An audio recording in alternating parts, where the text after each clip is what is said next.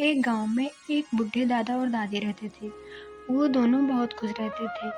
हमेशा एक दूसरे से खुश होकर ही बात किया करते थे। उन दोनों को देखकर दूसरे को जलन होती थी, लेकिन वो दोनों कहीं घूमने भी जाते तब भी साथ में ही रहते। और उनके पास एक बहुत ही प्यारा बेबी था। उनसे बहुत खुश हो रहते थे। उनका बच्चा धीरे धीरे बड़ा हुआ।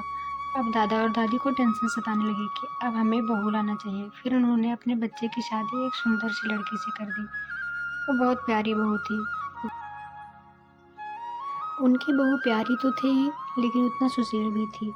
वो दोनों बहुत खुश रहते थे और अपने मम्मी पापा का बहुत ध्यान देते थे। फिर कुछ दिन बाद उनकी लाइफ में एक परी आई। वो बहुत प्यारी बच्ची थी।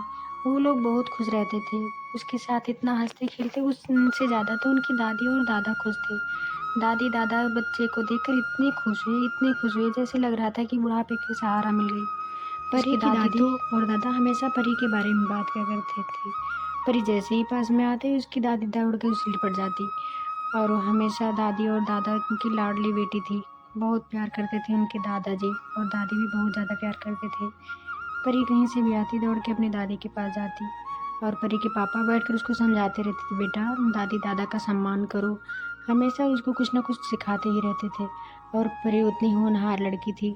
वो सारी बातें समझ आया करती थी। और परी की मम्मी भी उससे बहुत प्यार करती थी। परी भी अपनी मम्मी से बहुत प्यार करती थी। वो बहुत अच्छी लड़की थी। हमेशा वो खुश रहती थी और दूसरों को भी खुश रखने की कोशिश करती थी। वो बहुत अपने मम्मी पापा से, अपने फैमिली से बहुत प्यार करती थी। कभी कभी परी की मम्मी परी के पापा से बात क्या करती थी। वो बोलती थी कि परी हम लोगों से ज़्यादा तो दादी दादा से प्यार करती है। वो उन लोगों के लाड प्यार में बिगड़ जाएगी। लेकिन उनके पापा हमेशा उनकी मम्मी को समझाते ही रहते थे, नहीं मम्मी पापा कोई गलत सलाह नहीं देंगे, अभी वो बच्ची है। और अच्छी बात है कि वो अपने दादी दादा का इतना रिस्पेक्ट करती है। परी अपनी मम्मी की भी सारी बातें मानती थी। और उनकी दादी अगर कहीं मार्केट जाती तो अपनी दादी के साथ मार्केट भी जाया करती थी। एक दिन अचानक उनके बाबा का तबीयत खराब हुआ। एक दिन अचानक परी के दादाजी का तबीयत बहुत ज़्यादा खराब हो गया। डॉक्टर के आने पर भी कुछ रिलीफ नहीं मिला। उसके बाद उनका स्वर्गवास हो गया। और परी बहुत लिपट कर अपनी दादी को बहुत रोई, बहुत चिल्लाई। उसकी दादी ने बहुत समझाया, बेटा अब आपके दादाजी आसमान में तारा बन गए हैं और वो वहाँ से बैठकर हम लोगों को देखते हैं।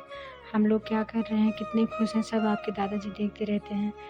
फिर परी को समझ में नहीं आ रहा था और वो जाकर ऐसे बाहर बैठकर आसमान में देखती रहती थी, मानो सच में अपने दादाजी से बातें कर रही हो। वो घंटों बाहर बैठकर आसमान की तरफ देखती रहती थी।